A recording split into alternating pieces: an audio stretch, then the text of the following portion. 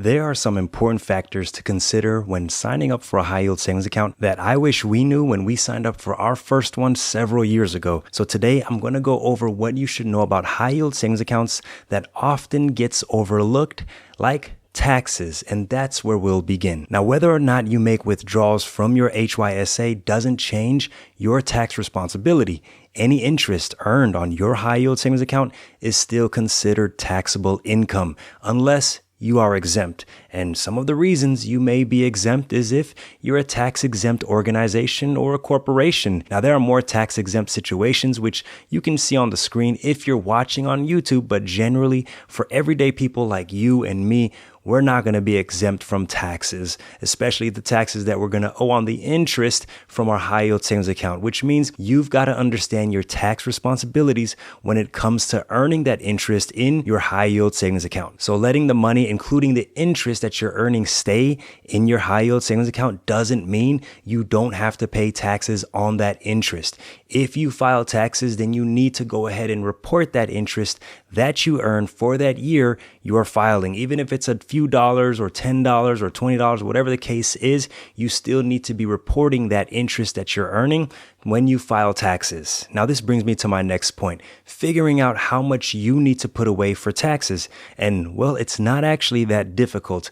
I'll tell you what we do. First, you should have a general idea of what tax bracket you're in. And if you don't know, well, you can look at your previous year's tax return. Now, find your tax bracket, whether it's 24% or 32%. And basically, you take that percentage amount, and that's what you're going to multiply by the interest that you're earning. For example, let's say you earned $1,000 in interest in your high yield savings account, and you're in the 32% tax bracket for a married couple filing jointly. So take 32% of $1,000 and you have $320 that I would suggest that you put away for taxes, especially if you're unsure if you're going to owe taxes or be owed taxes from the government. Now, if you're in the 24% tax bracket, you simply just take 24% of $1,000, which is $240 for taxes that you would put away, because that's what your potential liability of the interest you earned in that high yield savings account would be. Since we're in a country with a progressive tax system in the US, the interest earned would just count as ordinary income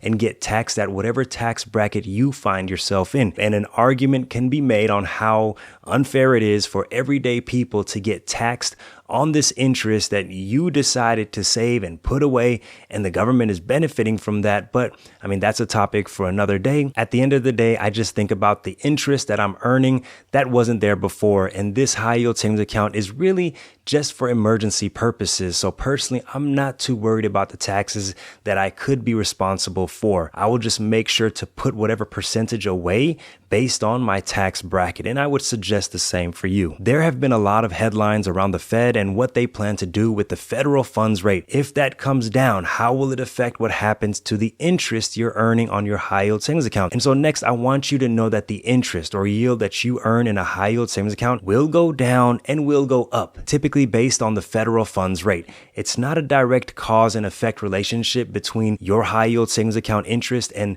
the federal funds rate, but because banks and financial institutions are affected by the federal funds rate, that in turn affects what kind of yields they are able to offer to their customers. Now, I see all these bonus offers and the high yields being offered at new banks and different financial institutions every month. But before you start applying for every high yield savings account out there, you should know that all that activity gets reported to check systems or an equivalent type of platform. Think of check systems as the Experian or Equifax of the checking and savings accounts, except all that really gets reported is negative information about you and your history with checking and savings accounts, including that high yield savings account. So overdraft fees will show up and how many checking and savings accounts that you've tried to open in the last 3 years. So it's important to recognize that you really don't want to be opening 10, 12, 15 different savings accounts. Otherwise, you run the risk of not being eligible to have a savings account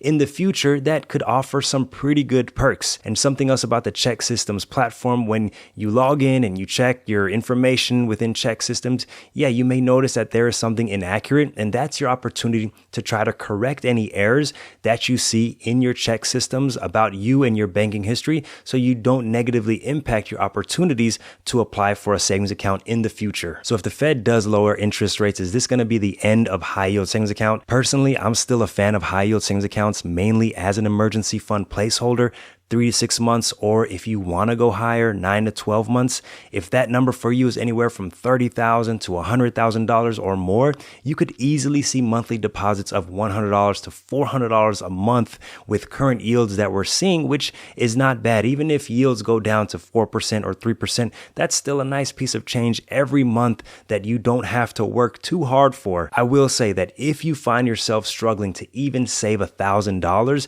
then you will want to check out the video on the screen where I discuss 7 money habits you need to avoid that could keep you broke. Click on it and I'll see you over there. Peace.